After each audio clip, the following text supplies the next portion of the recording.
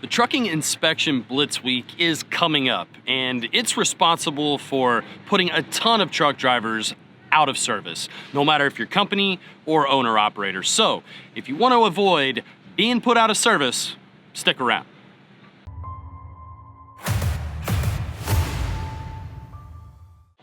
International Blitz Week happens every single year, and it happens worldwide. It's a 72-hour period where DOT is working hard and inspecting us truck drivers out here on the road. Now in 2021, they're going to focus on lighting and hours of service. And according to the results of the 2020 Blitz, hours of service was the #1 violation that put truck drivers out of service. So make sure your logbooks are in good standing. And that percentage for out-of-service violations, the hours of service, accounted for over 34% of those. So kind of not what I was thinking, not what would be the #1 thing that would put truck drivers down, but apparently, according to the actual results of 2020, that's what happened. And so it doesn't surprise me that that's what they're going to focus on this year. And then of course lighting. You know, lighting is one of those things that goes very overlooked. It's very easy to kind of ignore or just kind of get up and start driving and not check. So let's go into some of the things that you can do to not be put out of service in 2021 and beyond. Now during the 2020 road check, about 1,100 commercial vehicles were put out of service from hours of service violations, and that's going to be your logbook.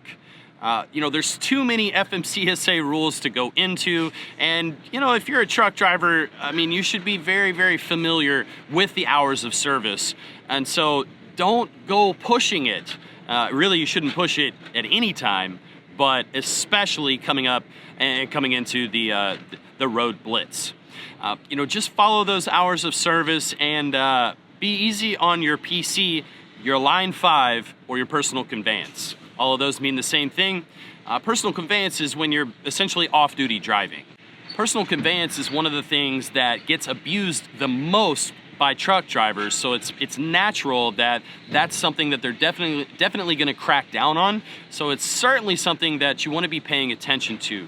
Don't use it unnecessarily. Don't use it when you're progressing towards a load. That's not what it's used for. Anytime that you are advancing yourself in relation to the load, whether it be pickup if you're empty, or you know, delivery, don't advance yourself forward.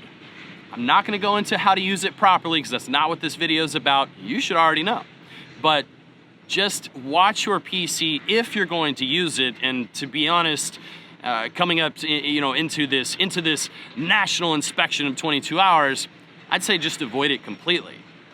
Now the top 5 violations that they found that were vehicle related were brake systems, tires, lights, brake adjustment, and cargo securement. So watch out to all my open deck guys. Let's get into those. Now your braking system, I mean, there's a lot that we can talk about here. You know, if you have drums, if those drums are out of round, you know, that's out of service. If your brakes are squealing, that means that they are probably lower than the allowed depth that they're allowed to be, or if they're wearing funny, if they're very short on one end and they're very fat on another end, that's actually going to point to the brake adjustment.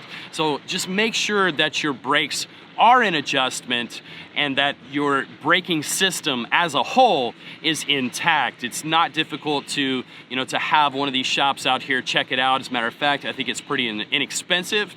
Or if you know what you're looking at, you know, go ahead and check that out yourself. You know, you want to make sure that the distance that it is traveling is actually within specs, and I don't know off the top of my head, but I do have guys look at that because they more precisely know what it is they're looking for.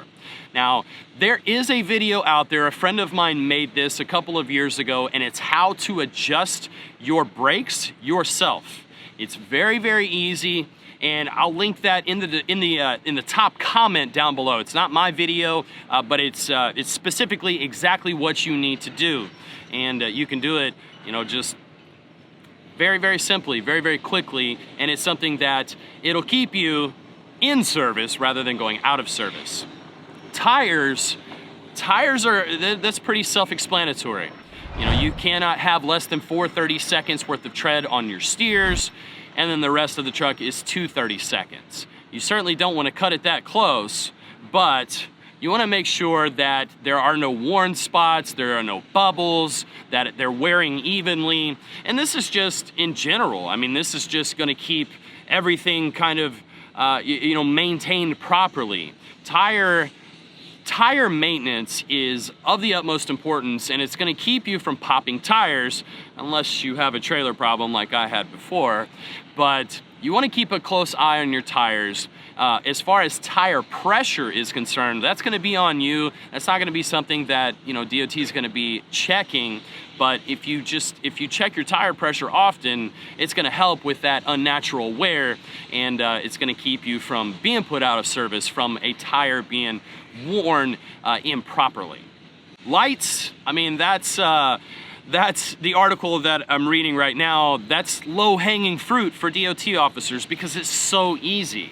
You know, if the lights, even if the I guess the reflection device that's on the outside or the cover, if those are cracked, those need to be replaced. That means that it's out of service.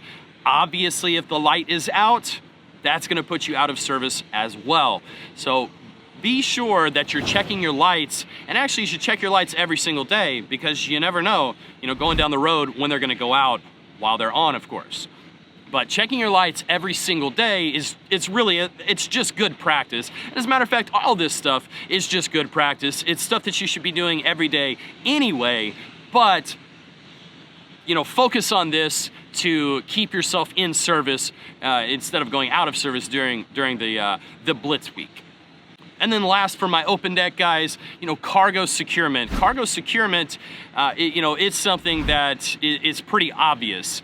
You know, I mean, unless the load is actually tarped, but it's pretty obvious to tell. You know your cargo securement rules. You know, in the description box down below, I have an older video where I talk about straps, and I actually have one that I also talk about chains as well. I'll link both of those in the description box down below. But one of the things that they're definitely looking for is going to be worn straps. And you're allowed up to, I think it's 1 inch. It may be a ½ an inch. I don't know. I don't remember specifically. If I have tears in my straps, I just throw it out anyway. But if you have 2 1/4 inch tears and they're in different spots, they actually add up.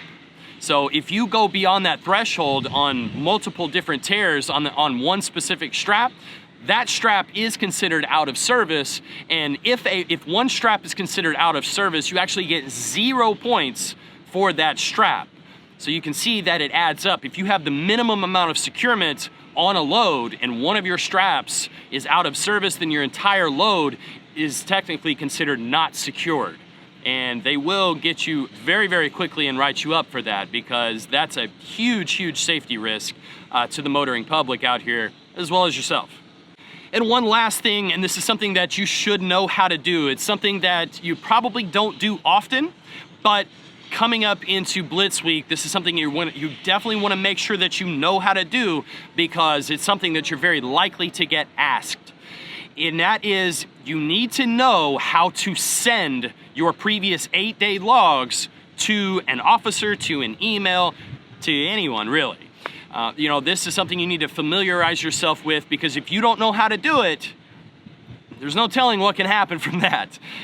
You know, it's something that we're required, you know, as an ELD operator, it's something that you're required to know how to do. So if you don't know how to do this, make sure that you familiarize yourself with that. And then also, you need to know, you need to have within your grasp, I like to keep mine in my permit book, but how to operate the ELD, because the officer may ask to see that. And you need to have that set of instructions, and you need to be able to hand the officer not only the ELD, but also those instructions. So make sure that you're able to do those 2 things, and hopefully with all of the knowledge that I talked about in this video, you know, you'll be able to not be put out of service during this year's Blitz Week and beyond. Now, that's not to say that they're not going to check everything else that goes along with it. Essentially, you just need to be prepared for a level 1 inspection. If you can pass a level 1 inspection, well, then you're in good shape. You have nothing to worry about. So just make sure that everything is in good working order, but I would focus on what we talked about in this video here today, and hopefully that's going to get you through this year's Blitz Week. But I appreciate it. If you enjoyed the video or if you learned something from it, please give it a thumbs up. Don't forget to subscribe, ring that notification bell. Check out one of these videos over here. YouTube does a good job of recommending something that you might like to watch. But as always, stay driven.